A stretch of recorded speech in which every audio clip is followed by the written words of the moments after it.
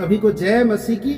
परमेश्वर पिता का धन्यवाद हो कि परमेश्वर ने हमें अवसर दिया ताकि हम उसके वचन के द्वारा से सीख सकें। आइए मेरे साथ निकालें मत्ती रचित सुसमाचार उसका 13 अध्याय उसका 1 से लेकर उसके 9वें वचन में ये घटना पाई जाती है। यीशु मसीह ने दृष्टांतों के द्वारा से बताया एक बीज बोने वाले के रूप में कि बीज बोने वाला जो है बीज बोया और 4 जगह में जाकर वो बीज गिरा। आज हम उसी के विषय में देखेंगे और सीखेंगे। पहला जो बीज जो है गिरा और वो है मार्ग के किनारे में, और आज जो है हम सिर्फ केवल मार्ग के किनारे के विषय में देखेंगे और सीखेंगे कि मार्ग के किनारे से क्या तात्पर्य था यीशु का। और यीशु ने इस दृष्टांत को कहकर उन भेद की बातों को बताया था। 4 प्रकार की जमीन के बारे में यीशु ने बताया, लेकिन आज हम फर्स्ट जो है देख रहे हैं मार्ग के किनारे के विषय में। हमें समझने के लिए परमेश्वर के वचन के द्वारा से ध्यान देंगे और सीखेंगे कि कलीसिया में जो है आज इसी प्रकार से जो है 4 तरीके के जो लोग हैं, 4 तरीके के हृदय रखने वाले लोग जो है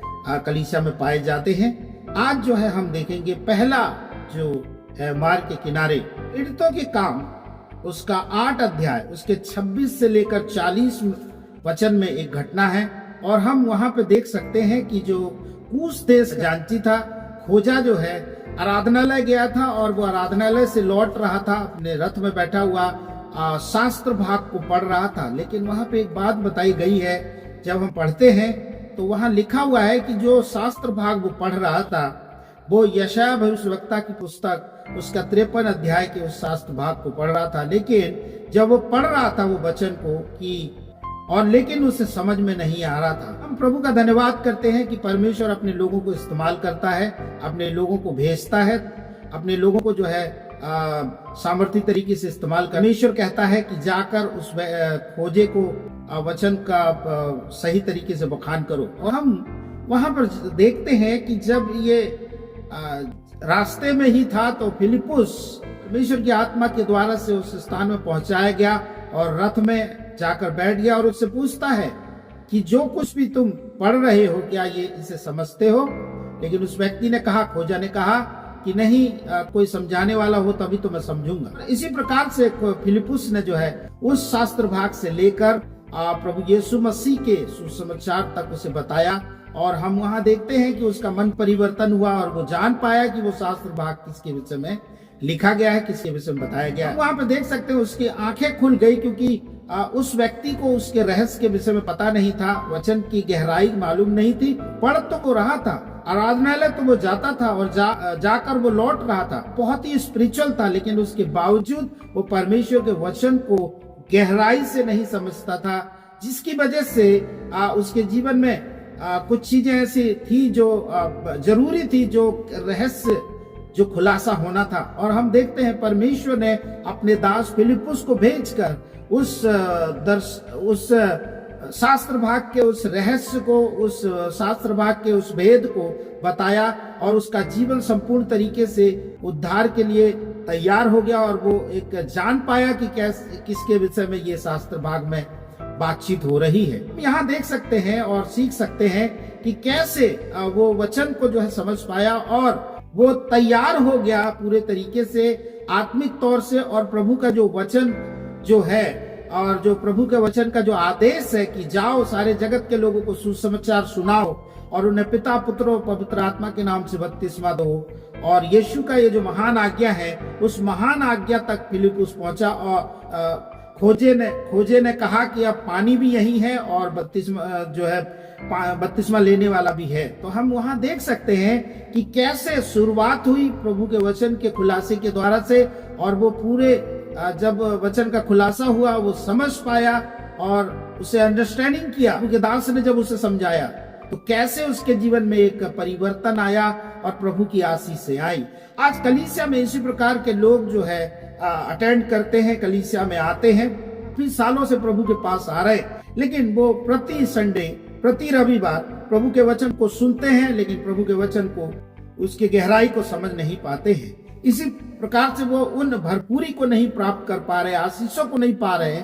जैसे खोजा जो है उस शास्त्र भाग को पढ़ रहा था लेकिन उसे समझ में नहीं आ रहा था, जो उसकी आशीष थी उस आशीष को नहीं समझ पा रहा था। लेकिन प्रभु का धन्यवाद हो कि परमेश्वर अपने लोगों को जो है कभी भी ना समझी और इस प्रकार की गलतफहमी में रहने नहीं देता है।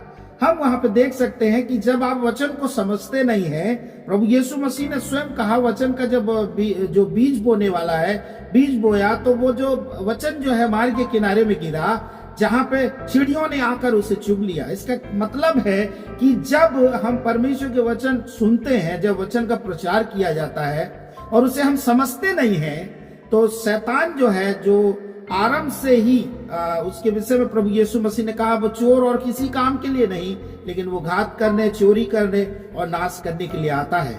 और उसे हजारों सालों का एक्सपीरियंस है, उसे अनुभव है कि कैसे लोगों को जो है हराया जाए। और जब हम परमेश्वर के वचन को नहीं समझते हैं, उसकी गूढ़ बातों को नहीं जानते हैं, तो शैतान बड़ी आसानी से जो वचन है उसे समझने नहीं देता है और उसे उठाकर ले जाता है।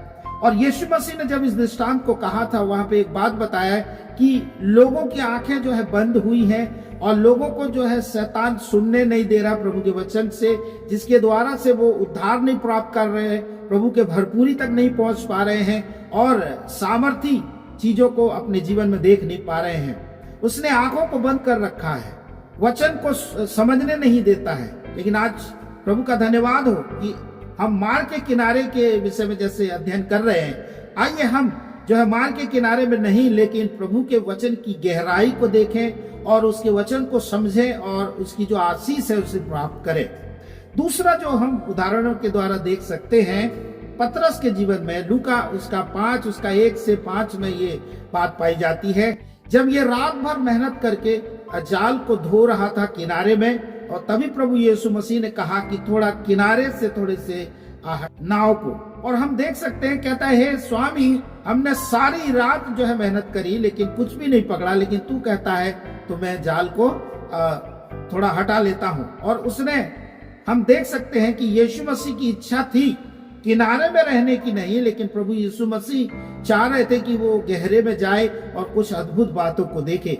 आज वैसे ही कलीसिया में लोग आ रहे हैं लेकिन परमेश्वर के वचन की गहराई को ना समझते हुए वो वहीं तक रुक जा रहे हैं, सीमित हो जा रहे हैं, परमेश्वर की भरपूरी तक नहीं पहुंच पा रहे हैं। प्रभु चाहता है कि हम गहरे में जाएं और वचन को माना जाता है। प्रभु का जो वचन है वो एक समुद्र के समान है। जितना हम परमेश्वर के वचन की गहराई में जाएंगे उतनी आशीषों को हम अपने जीवन में प्राप्त करते जाएंगे। हम जितना ज्यादा प्रभु के वचन को अध्ययन करेंगे उतनी ज्यादा आशीष हम प्राप्त करते जाएंगे। हम पतरस के जीवन से देख सकते हैं कि जब उन्होंने गहरे में लेके गए अपने नाव को और जाल डाला तो उन्होंने बहुत सारी मछलियों को घेर लाए। ये एक उदाहरण है जिससे हम सीख सकते हैं कि गहराई हमें समझना है, हमें गहरे में जो है प्रभु के वचन के अध्ययन करना है। तीसरा जो उदाहरण हम देख सकते हैं निर्गमन की पुस्तक में है और फिरौन के विषय में है। जब परमेश्वर ने मूसा को आज्ञा दिया था और कहा था कि मेरे लोगों को जो है जाने दे और जाके फिरौन से कह कि मेरे लोगों को जो है 3 दिन के रास्ते में जाकर उपासना करना है, जाकर उन फिरौन से कह दे। हम देख सकते हैं कि फिरौन जो है उसका 8 अध्याय उसके 25 और 28 वचन में हम देखते हैं कि वो कहता है कि तुम इसी देश में जो है आराधना करना, उपासना करना, तुम ज्यादा दूर नहीं जाना। उसके 28वें वचन में कहता है कि बहुत दूर मत जाना, जंगल में तो जाओ लेकिन बहुत दूर मत जाओ, और साथ ही साथ मेरे लिए भी प्रार्थना करो, विनती करो। ये क्या बात है? ये बात ये दिखाता है कि आज जो है लोग जो है पूरे तरीके से प्रभु के सामर्थ्य, प्रभु के अद्भुत उस कार्यों में जो है समझ नहीं पा रहे हैं प्रभु के वचन के अंडरस्टैंडिंग को, और वो पीछे रह जाते हैं। और जैसे वो 2 साल पहले थे, 3 साल 5 साल पहले थे, उसी प्रकार के उस स्तर में वो रुक गए हैं। क्यों? क्योंकि उन्होंने परमेश्वर के वचन को अंडरस्टैंड नहीं किया, समझा नहीं, पवित्र आत्मा से उन्होंने मांगा नहीं, और जिसकी वजह से परमेश्वर के वचन के रहस्य का खुलासा हुआ नहीं और उन आशीषों से वो वंचित रह गए। और शैतान यही चाहता है, ये एक ऐसी परिस्थिति है, ये एक ऐसी स्थिति है, ये एक ऐसा कंफर्ट जोन है जहां पर शैतान जो है हर एक विश्वासी को लाकर खड़ा कर देता है, ताकि कोई भी व्यक्ति जो है भरपूरी, परमेश्वर की भरपूरी को ना प्राप्त करे, उसकी आशीषों को ना प्राप्त करे। सो हमने जैसे कि मार्ग के किनारे के विषय में जो है पहली भूमि के विषय में देखा और सीखा कि कैसे हमें मार्ग के किनारे में नहीं, लेकिन थोड़ा ही परमेश्वर के वचन का अध्ययन नहीं, लेकिन संपूर्ण जो है परमेश्वर के वचन को अध्ययन करते हुए, उसके रहस्य को समझते हुए, अपने आत्मिक जीवन के स्तर को बढ़ाते हुए हमें आज जो है परमेश्वर के वचन का अध्ययन करना है और अपनी आशीषों को प्राप्त करना है। सो प्रभु के प्रिय लोगों, जैसे कि आप जो है परमेश्वर के वचन के द्वारा से सुनेंगे, मैं जानता हूं कि परमेश्वर आपको जरूर श्योर जो है आपको आशीष से भरेगा और परमेश्वर आपको प्रकाशन देगा। सो परमेश्वर का धन्यवाद हो कि इस वचन के द्वारा से। God bless you.